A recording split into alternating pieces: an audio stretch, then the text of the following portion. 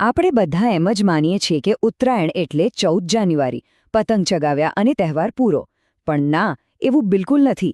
એના પછી પણ એક દિવસ છે જે એટલો જ ખાસ છે, જેનું નામ છે વાસી ઉત્તરાયણ. ચાલો આજે સમજીએ કે આ દિવસનું સાચું મહત્વ શું છે.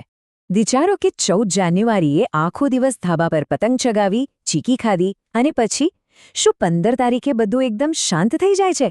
શું એ માત્ર એક સામાન્ય દિવસ છે? ના, જવાબ છે બિલકુલ નહીં. એની પાછળ પણ એક બહુ જ સરસ ઉજવણી છુપાયેલી છે. એ દિવસનું પોતાનું એક આગવું નામ અને ઓળખ છે. એને કહેવાય છે વાસી ઉત્તરાયણ.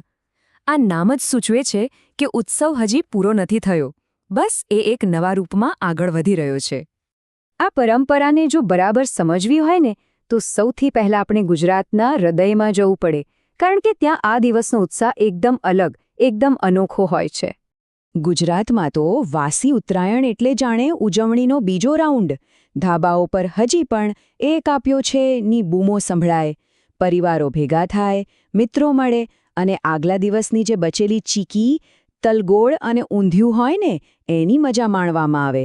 ખરેખર આ દિવસ સંબંધોની મીઠાસને ઓર ઘેરી બનાવે છે.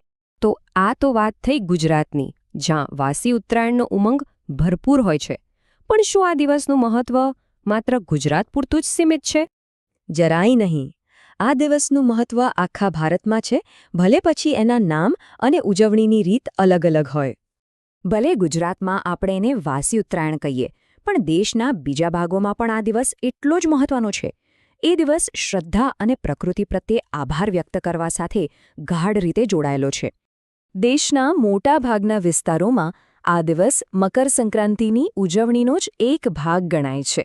ખાસ કરીને ખેડૂતો માટે આ દિવસ સારા પાક માટે પ્રકૃતિનો આભાર માનવાનો દિવસ છે.